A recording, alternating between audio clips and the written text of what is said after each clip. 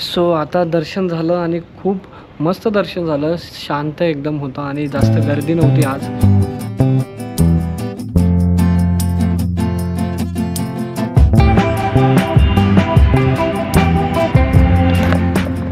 Good morning everyone. आणि आता वाजलेत सकाळचे 9:30 आणि आता आम्ही खाली चाललो आहे ब्रेकफास्ट करायला. ऑलमोस्ट सगळं रेडी आहे. आता इथून आपण ब्रेकफास्ट करून लगेच निघणार आहोत त्र्यंबकला आपल्याला गुरुपीठात जायचं स्वामींच्या दर्शनासाठी. तिथून एक जवळच हॉटेल आहे. काय हॉटेलचं नाव? संस्कृती. हां, संस्कृती हॉटेल. मग तिथे आम्ही व्यवस्थित जेवणार आहेत आणि मग पुढे आपली जर्नी जी आहे आपण ती कंटिन्यू करू. आता काय करायचं आहे, सगळं तर सामान रेडी आहे. मी विचार करतो की टॉप बॉक्स आहे ना, तो गाडीवर पहिले आपण लोड करूया. Welcome back to the channel everyone. I hope you guys doing absolutely fine. So बरं वाटलं. आणि नाशिकला ॲटमॉस्फिअर पण खूप थंड आहे. संध्याकाळी थंड आहे आणि दिवसा खूप गरम आहे. असं काही समजत नाही, काही आयडिया नाही आहे त्याबद्दल. आणि तुला राईड करून कसं वाटलं मला ते सांग. चांगली होती, फक्त उन्हाचा थोडासा त्रास. आता मी फक्त बाईक बघायला आलो 1 मिनिटासाठी.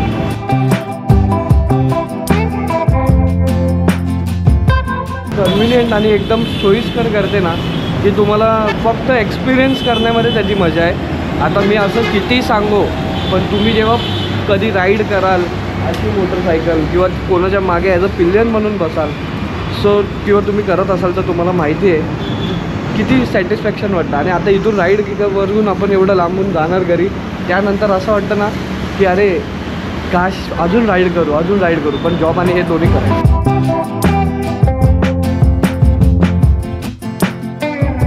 सकाळी ब्रेकफास्ट थोडंसंच करतो बिकॉज राईड करायचं आहे आपल्याला, म्हणून जास्त करता येत नाही. आणि ब्रेकफास्ट चांगला आहे तसा. सो फायनली आता आपण निघालो गुरुपीठाच्या इथे जाण्याकरता.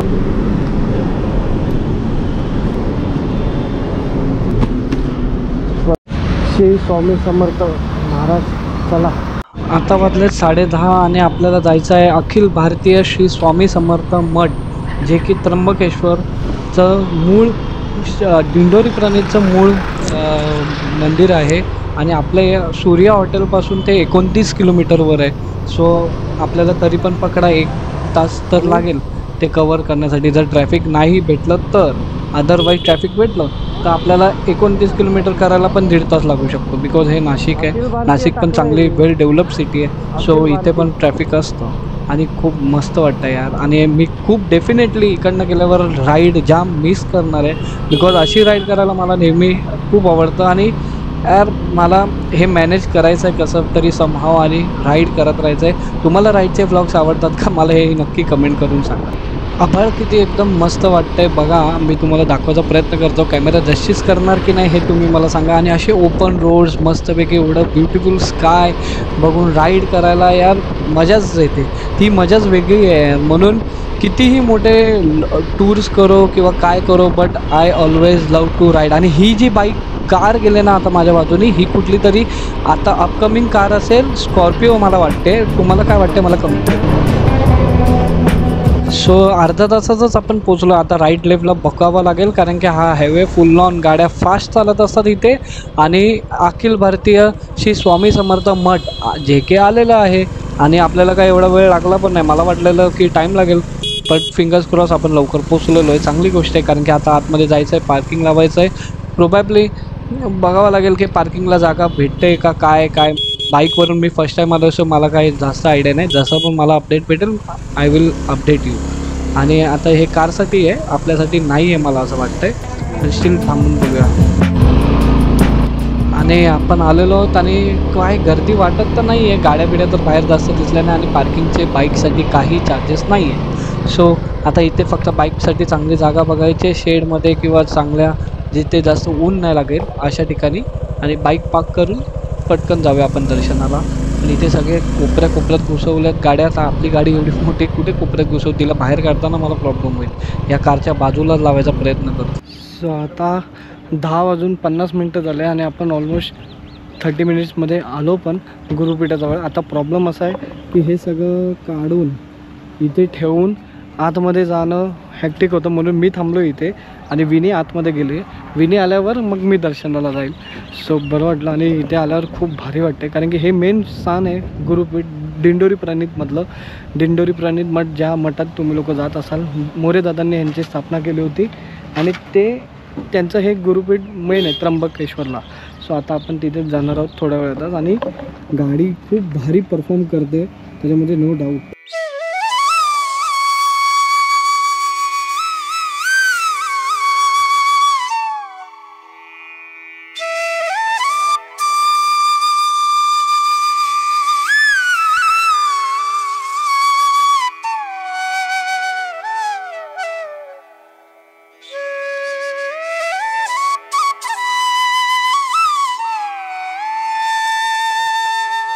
सो आता दर्शन झालं आणि खूप मस्त दर्शन झालं. शांत एकदम होतं आणि जास्त गर्दी नव्हती आज. आणि आता तर दर्शन झालं आहे आपलं. आता इथून पुढे आपण निघूयात, मस्तपैकी जेवू आणि थोड्या वेळाने निघू मुंबईकरता. सो तुम्हाला कसं वाटलं दर्शन मला नक्की कमेंट करून कळवा. आणि भरपूर प्रसन्न वाटतं इथे आल्यावर, मन शांत होतं. स्वामींचं दर्शन घेतल्यानंतर मन अक्षरशः शांत प्रसन्न होतं. चला आता निघूया. आणि आपण आता जेवणासाठी नाही थांबवतो, ऑन द वे जेव्हा जातानाच कुठेतरी बघू चांगलं आणि खाऊ. बिकॉज आता 3 तास 8 मिनटं दाखवतं आहे आणि ओ बापरे हां बसलो शेवटून. पिल्लियन बैठ जाओ. हे पिल्लियनचे जाम नखरेत.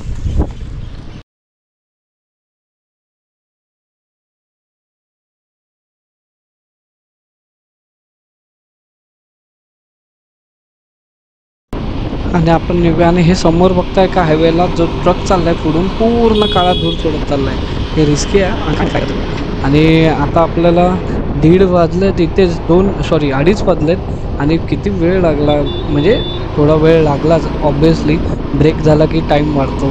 तर आपल्याला ठीक आहे संध्याकाळ होईल जायला जास्तीत जास्त, अजून काय नाही. पण एवढा धूरनी कंटाळा आला आहे ना बाईक पण चालवायला. त्याला जाऊ दे असं बोलतो आहे पण तो जात पण नाही पुढे आणि हळू पण नाही जाते, काय जाऊ दे. आणि खूप मस्त दर्शन झालं आमचं. तशा आपल्या गाडीची रेंज चांगली आहे, पण आता आपल्याला फ्यूल करायचं आहे कारण की आता मी काय मध्ये फ्युलिंग करायचं आता, कारण की मी काय आता मध्ये थांबणार नाही आहे, डायरेक्टली घरीच इथून. सो फ्यूल आताच भरलेलं भेटणार. बस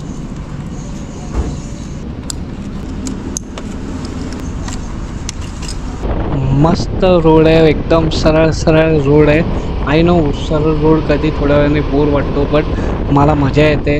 खूप दिवसांनी तुम्ही जेव्हा राईड कराल ना, तुम्हाला काही ऊन पाऊस थंडी काही वाटणार नाही. स्ट्रेट रोड, वाकडे तिकडे रोड काही वाटणार नाही. मजाच वाटणार. एकदा एक्सपिरियन्स करा, डेफिनेटली एन्जॉय करा. आणि नसेल जमत तर काय व्लॉग्सला फॉलो करा आणि इकडे एन्जॉय करा. फायनली आता कसारा घाट लागलेला आहे आणि आता दुपारचे वाजलेत 2:30 आणि ऑसम घाट आहे हा. मी ह्या घाटात इतक्यांदा ट्रॅव्हल केलं आहे, रात्री दिवसा सकाळ, म्हणजे कुठलाही टाईम इथे बेसिकली मी सोडलेला नाही आहे. ऑसम घाट आहे, मजा येते या घाटावर. आणि घाटात स्पेशली बाईक चालवायलाच मजा येते यार. मी तरी आजपर्यंत एन्जॉय बाईकवरच केलेलं आहे.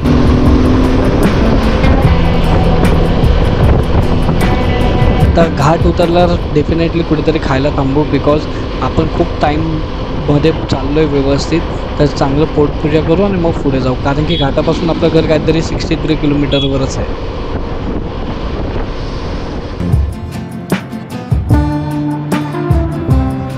प्रॉपर लंच ब्रेक घेतला आहे. थोड्या वेळ आता इथे काहीतरी खाऊ. मी तर साधंच खाणार आहे आणि विनी पण सेम. काय खाणार आहे तुला? साधा डोसा. आणि मी मशरूम मंचुरियन ड्राय हे खाणार आहे, बिकॉज जास्त काही खाऊ नाही शकत, बाईक चालवायची आहे. आणि अजून पोचायला किती वेळ दाखवतो मी? 1 तास 1 आवर बाकी आहे. ऑलमोस्ट आपण आता कसारा घाट उतरलो आहे.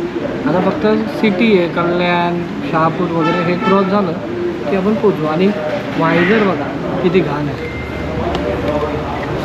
मला जरा आता मी क्लीन करत होतो कारण की एवढं मच्छर निघत नाही.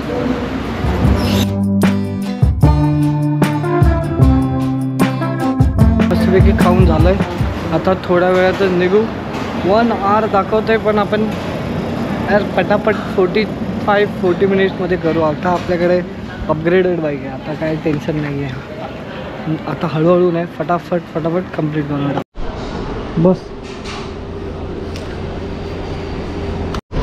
बस आता ह्या टोलनंतर आपण डेफिनेटली पोचू लवकरात लवकर. पण लास्टचे जे 100 किलोमीटर असतात ना, ते मेनली लवकरात लवकर क्रॉस होत नाही सहजासहजी. जे राईड करतात त्यांना माहिती आहे. आणि आता एवढ्या डेज नंतर आपण जेव्हा आपल्या घरी जातो आहे परत, तर एक वेगळीच खुशी असते. पण ॲट द अदर साईड असं एक जरा बरं पण नाही वाटत असतं, कारण की आता राईड संपणार, मग थोड्या दिवसांनी कधी, कारण की राईड सहजासहजी लगेच मॅनेज होत नाही, कारण की त्याला टाईम काढावा लागतो, शेड्यूल करावं लागतं, प्लॅनिंग करावं लागतं, मग जाऊन राईड होते. सो तुम्हाला हे आवडत आहेत का राईडचे व्लॉग, मला डेफिनेटली कमेंट करून कळवा आणि मला नक्की सांगा तुम्हाला कसं वाटतं.